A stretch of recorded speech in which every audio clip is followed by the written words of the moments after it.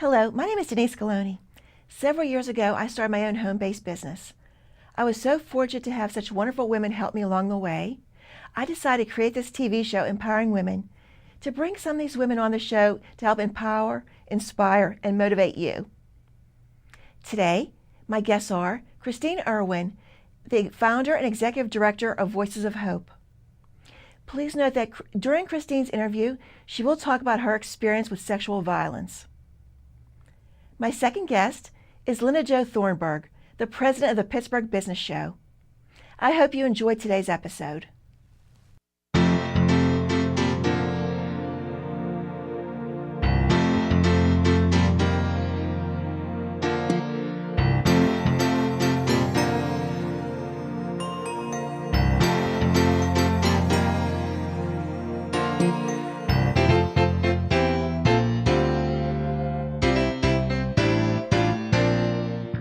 My guest today is Christine Irwin, the founder and executive director of Voices of Hope. Hi, Christine. Hi, how are you today? I'm fine. Thank you so much for being here today. Oh my gosh, thank you so much for having me. I'm so excited to be here. Can you tell the audience a little bit about Voices of Hope? Sure. So Voices of Hope is actually a nonprofit that I developed in 2015.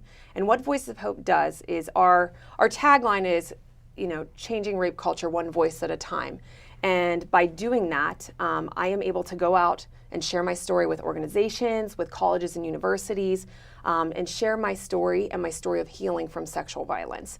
On top of that, Voices of Hope runs a couple campaigns throughout the year.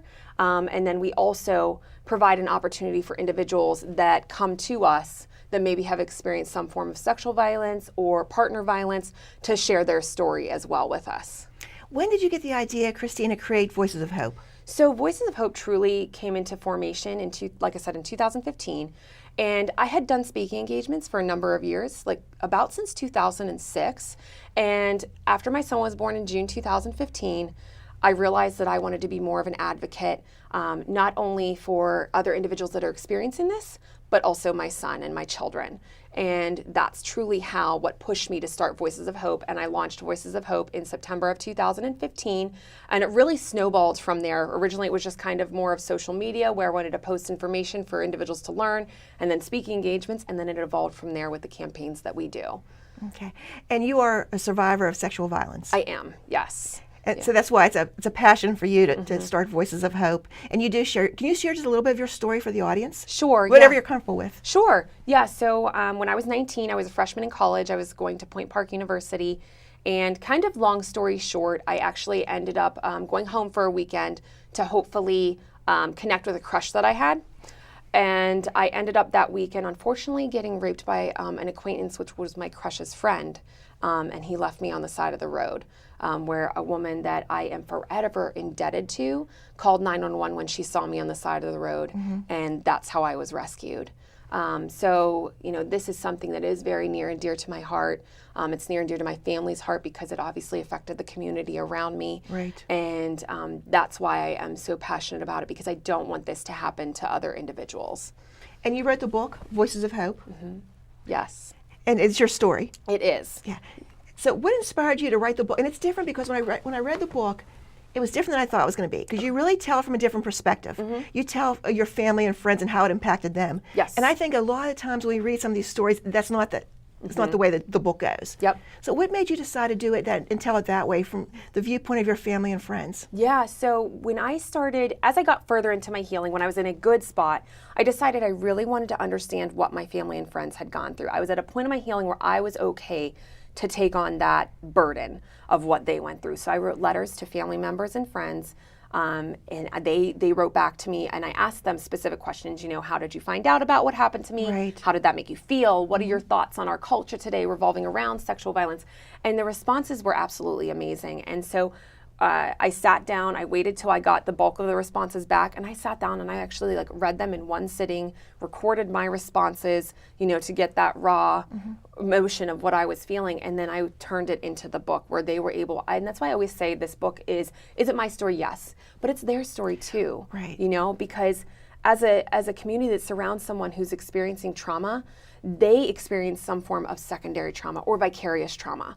And so I felt it was very important to share their story as well, because, you may not know somebody that's been affected, but you may know somebody who knows somebody, and that person might be hurting because they know somebody. So I just think it's very important to get their stories out there. Right. And I like what you said, it's not just your story, it's their story. It's your parents and Yep. your friends and your relatives, because sometimes they don't know how to act or they don't know what to say, and they go through their own. Yeah, no, exactly. And you bring up a great point, like they don't know how to react. I feel that a lot of people don't know how to react to trauma in general on when somebody's dealing with Right, it. right. You know, and especially when someone's going through a healing process from trauma, you know, it's something where you don't want to judge them, but it's also, you know, you may be questioning their behavior or different things of that nature.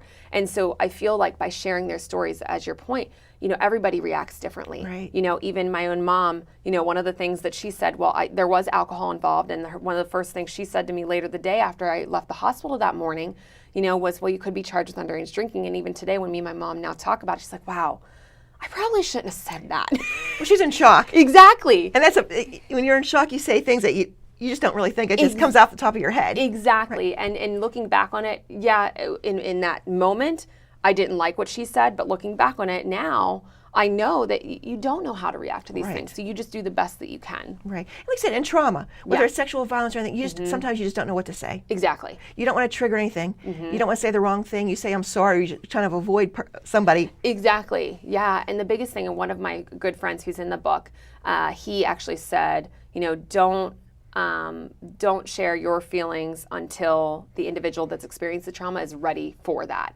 until they come to you and approach them. And that's why he said to me, I would have never shared with you what I was thinking until you came to me and asked, because his response initially was that it was, you know, he was mad at me, you know, and then once we finally had that conversation, he realized, you know what, this isn't your fault. So it was interesting to see that shift. Yeah, that is interesting. You said you do a lot of public speaking. And what type of things do you speak about? Do you speak to survivors? Do you speak to make people more aware of sexual violence? What do you usually speak about? So I speak on a couple different topics. Probably the one I speak on the most is typically to younger individuals that are either in college or in high school. I share my story, I share my healing process, but then I also talk to them on how they can be a voice and be an advocate for something that they believe in. So I go through on how I was able to find my voice through trauma, and that anything that they're experiencing, that they are able to find their voice. And I always say, you know, finding your voice isn't about verbally speaking, it's about your actions, it's about, you know, doing acts of kindness. So that's a big population that I speak to. So it doesn't, you know, so I share, it doesn't matter, you know, what you've been through, whether that's been sexual violence, you know, whether you're suffering with mental illness or some form of trauma, you can move forward from it. And then the other piece that I do is I actually work with some organizations. Specifically, I'm part of the Pittsburgh Human Resource Association, and I've done presentations for them where I talk about how it's important for organizations to develop a policy around victims of domestic violence and sexual violence, and how we as employers can help individuals that are experiencing that form of trauma. Yes. So I talk with them. I've done it through the Pittsburgh Human Resource Association, and it's branched out. I've actually spoken through a number of HR associations throughout Pennsylvania on that. Christine, I think it's wonderful that you have this voice, that you're out there. Yeah. Because I think some people don't want to tell their stories. Some people may be ashamed. Some people are maybe embarrassed. Have you come across that people just, that they don't want to tell their stories, they just keep it inside? Yes, I do. I mean, I come across, it's very interesting because when I first started speaking, my first speaking engagement was at the University of Delaware. I remember it like it was yesterday. And I was a very beginner speaker, let's just put it that way. And I just remember I was getting up there because I said to myself, this is very healing for me. I've learned that talking about it helps me heal. And I had people come up to me afterwards and give me hugs and say, you know, I've been through this too. And they don't have to go into detail, whatever they want to share with me. But to me, that was so powerful to see these individuals coming forward. But I have met some amazing individuals that have experienced the same thing that I do that don't want to come forward and share their story. They're not ready for that They're not ready, yet, right. you know? But then I meet those individuals that maybe they weren't ready at the time that I met them, but now they're getting ready to. And actually my next project, I'm working with individuals that I met in my own healing that have experienced sexual violence and working to collaboratively put their stories into a book. Oh, that's well. wonderful. Yeah, so that's in the very beginning stages, but I have some individuals I'm working with that are just now getting ready that they want to do this. Yeah. There may be people that are watching that have been a victim of sexual violence. I think it happens more than we think it happens. And we don't know. Exactly. We don't know, because what tips can you give somebody to help them heal if they've gone through something? Sure. So one of the things I always like to say, anybody that's experienced sexual violence, first, utilize your local resources. There are some great resources in Pittsburgh, if you're not aware, such as PAR, Pittsburgh Action Against Rape. They do a lot of amazing work and can support you. They actually have a 24/7 hotline you can call, and they'll be able to provide you with the help that you need. The second tip I always give is talking to somebody, whether that's a professional, whether it's, a family member, a trusted individual, a friend, whomever you're comfortable talking with, just getting the burden of that weight off your shoulders of the story that you're keeping inside and just sharing it with one person can be so uplifting. And so I always recommend, those are my two biggest things that I always recommend. And lastly, it is difficult to navigate through your own healing process, and it's going to take time, but you're going to stumble and fall in your healing process, but you always know that you're just going to keep moving forward. So you got to find the right steps for you. Things that I've gone through in my own healing process might not be beneficial for somebody else, but you'll navigate and you'll be able to find your own way. Right. And people heal differently. It takes different time. People may not want to stand up and tell their story. Yes. As you do. Exactly. But again, the healing process, it's great tips. Thank you so much. Yeah. Christine, you are a busy woman. Yeah. You have a full-time job. I do. You're the executive director of Voices of Hope. Yes. You wrote a book. Yep. You have children. You speak. Yes. How do you fit it all in? How do you have that balance? Well, it is, it's not an easy task, but I prioritize, and I can tell you I have two calendars I have to have everything on both calendars to keep me organized, but I do make sure that I set time aside for what I do. And I know my limits, like I know when I need to say no, Right. That I can't commit to something. So for me, it's I always used to be the yes person. So it's me, I took that time to develop that I can say no. And then truly just making sure that I'm prioritizing that time in my schedule. Because if it's not in my schedule, then I'm not going to do that, whether that's, keeping up with social media or whatever the case may be. So I have to schedule and we're good. So yeah, that's probably the best way I can explain that I do that. Yeah. That's amazing. So if people want to reach out, they can reach out to you through Voices of Hope? Yes. Okay. Yeah, you can reach out to me directly through the Voices of Hope website at www.voices-of-hope.org. And also you can reach me at Christine, spelled with a K, it's Kristine, at voices-of-hope.org. And we'll have all that information too. Perfect. That they can see that. Are there also resources on your website? Yes, there are some resources available as well, such as PAR, which I've spoke of, so that individuals can find that too. Okay. Yeah. Any final thoughts you want to share? The only thing that I really, and I thought about this, something that I wanted to share today is that, anybody that's experiencing something traumatic, I just want you to remember that you are enough.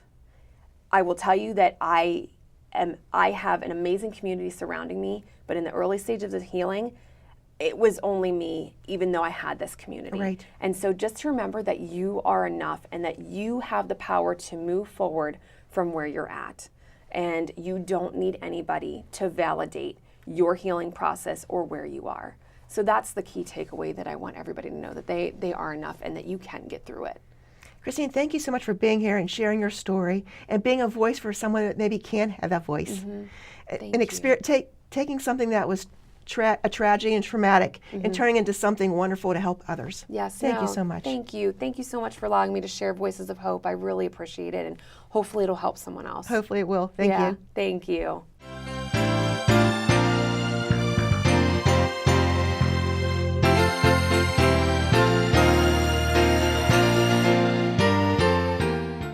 My next guest is Linda Jo Thornburg.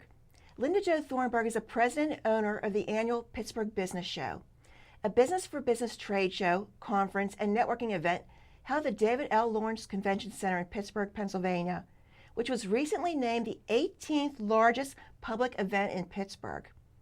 She is excited to continue to grow and has been busy creating a woman-owned business leadership and conference that will launch in May 2019. The Women Who Embrace Life will be a place for women to come together to learn, grow, and stay connected through events such as conferences, retreats, and networking, as well as through a membership-based platform. Hi, Linda Jo. Hi, how are you? Good. Thank you so much for being here today. Thank you for having me. I really appreciate it. So when did your vision of the Pittsburgh Business Show become a reality? Well, it was probably about 3.5 years ago, maybe a little bit closer to 4 years ago. We were doing some networking events, and we actually traveled, my husband and I traveled to Dallas and to some larger events, and we saw some business for business events happening. And I thought what a great opportunity it would be. We work with a lot of small to medium businesses anyways in the Pittsburgh area. I'm actually from the Mon Valley, and so I would drive out, all that way, cross a couple rivers Right. to like work with some of my clients. And I was really hoping to be able to pull all those amazing businesses into one area. So we started just brainstorming, thinking up different concepts, listening to a lot of our different partners to see how we could make this event. And so we started planning in 2016, October. We had our first event April of 2017, and that event ended up having 150 exhibitors. We had about 2,400 attendees our first year, and we were the 18th largest public event in Pittsburgh, so I was super excited. And then we had our second event last year, so we're on to our third, bigger and better. Okay. So that's where it all started. That's amazing. You started playing, you said in October? Yeah, And then it you made wasn't it a even like reality? enough time. Yeah, there's never enough time to plan events, I think. But yeah, we started in October of 2016, and then the event was 6 months later.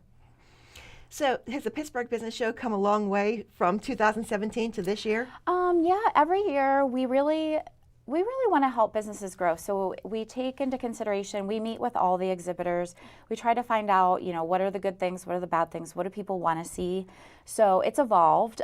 We have some great partners like the Pittsburgh North Regional Chamber, the Pittsburgh Metropolitan Area Hispanic Chamber of Commerce has been such a huge opportunity for me to help grow. The Pittsburgh North Regional Chamber hosts 3 different speed networking events throughout the conference, so we work with them in conjunction. And then this year we're excited to announce the Hispanic Chamber has actually offered a diversity and inclusion certification program. Oh, nice. So we're launching that. I'm finalizing my graphics today, so we'll be doing that press release. So you guys hear it first. Okay. Super excited. You have to come down, but it's really tailored to small businesses, and we have some great speakers in diversity and inclusion from Highmark, Covestro, some of the larger businesses, so that we can all learn, how that we can incorporate that into our own small businesses. So who's really the target audience? Like who people that are watching, who should come to the Pittsburgh Business Show? Well, really anyone who wants to grow themselves or their business. So we have about 30 different workshops going on throughout the day. So we have some keynote speakers such as Darius Chisholm, Dr. Shelley Hipsky is there to launch the Women Who Embrace Life conference. So I'm excited to have that. But really we have education as far as HR credits, personal growth, leadership. So I would say it's more tailored to business owners, professionals, executives, anyone who wants to start a business, just to even find resources to help them. The Small Business Administration will be there this year with a larger presence. They're bringing in business owners and some of their mentors with SCORE to talk about where to get financing to start a business. We also do the Pittsburgh Business Pitch, which I was excited about. So last year. Can you talk a little bit about that? 'Cause Yeah. Many people don't know what that is. Yeah, the Pittsburgh Business Pitch was our take on Shark Tank, but for small businesses. So we had business concepts, people just from the general public that really had an idea that they wanted to start to launch. And so we invited them down. We had about 26 concepts. We narrowed it down to 6, and they were able to come down to the convention center and present. So we were very excited to see Gypsy Artistry, Tanya Basher, who is Tanya's absolutely a friend of amazing. mine. Yeah. Yes, she is absolutely amazing. And so we're doing a pop-up art class. I'm announcing that right now. She's doing a pop-up art class in conjunction with the Women Who Embrace Life. And I just got to see the wine glass we're doing. Oh, nice. So I'm excited to really showcase her this year. But she was just really a concept, and she came down. I heard her talk at a networking event that I went to with the Pittsburgh Women's Masterminds. And I thought, wow, she's really interesting. I love this concept. And I kept badgering her to apply, and she was chosen. And then she was given like a suite of services to help her get off her feet. And she has been able to launch her business. And it's really grown. Yeah, it's grown. I mean, she was able to quit her full-time job, and now she's focusing on her and her business and just growing with great partners. And so we're just really excited to be able to support businesses. Being an entrepreneur ourselves is hard. It's very hard. I mean, it looks so like easy sometimes, It's but the it hardest is thing I've so ever done. hard. Yeah, it's hard, and there's challenges, and without really great support from the community or other businesses, you know, and insurance. I mean, there's just so many questions when you're trying to figure out, you know, where do you start, you know, and everyone they go straight to the business plan. Let's do this. I did the same thing. I Googled, I want to start a business, and out came the business plan. And you like just fill in the paper, blanks. you fill in the blanks, and I'm like, I feel like there's got to be a better way. I would say you don't know what you don't know. Yeah. And even today, I've been in business almost 5 years, and there's so many things I'm still learning. I thought, I never even knew that. I wish I would have known that 5 years ago. Yeah, I learn something new every day, and I think that education is important for business owners and just in general. I always said to my husband, like, I don't want my brain to turn to mush because I'm going to a job every day. Right. You know, so how do I help myself grow, and how do I learn and expand my mind? And then in that, how do I take that education and bring a lot of people together so that we can all get educated together? Because if we are having those conversations on how to grow your business or how to hire or HR or anything as you're growing, you know, we had so many people that were like, I can't meet with you because I need to do payroll. I'm like, well, why don't you get a payroll company to do that? I don't know anyone. I don't trust anyone. I don't even know where to start. It's really hard. Yeah, so we were able to partner with amazing businesses to help support them. Mostly small to medium businesses in Pittsburgh because we really want to support Pittsburgh and all 10 counties. And so, yeah, it's been pretty amazing. So we're excited for. And it's a 2-day show. 2-day show. Yep. The dates again are? May 14th and 15th. So, and you can definitely go to our website, pittsburghbusinessshow.com, to register for tickets. And we have a code, and it's Denise, so that you can get. I know, I was super excited. So there will be a code. So if you go to our website and you want to register for tickets, there will pop up a code, and just type in Denise, and it'll discount the tickets. $59, so you only pay $20 plus some tax, and then that money will actually be donated in honor of you and your show to one of your nonprofits that you support. Oh, thank you so much, Yeah, Linda. Oh my gosh, I'm absolutely. so touched. Thank you. Yeah. I didn't even know that. Thank you so much. No problem. I'm excited to support you and business, and thank you for supporting us as well. Oh, now, is there an agenda for those 2 days, or do people come in and out, or is it you plan to be there for the whole day, or can you just tell people so that they understand? It is set up as a 2-day conference. The trick of it is that we're all busy. So Right. I always recommend that you go to the agenda, which is also on the website, and really tailor your experience to what works best for you. We have a business networking cafe in the back. Last year, we had people that stayed there all day. They drank coffee, they passed out business cards, they really just stayed and mixed and mingled and made connections. Some people just want to get in and out. So they do the speed networking events, and those are in the morning at 9 o'clock. There's one in the evening on Tuesday evening. Some people could just come for the Celebrate Pittsburgh networking event, which starts at 5 o'clock. But then other people, they're like, this is what we need. We want to get educated. We want to really work on ourselves 2 days out of this year.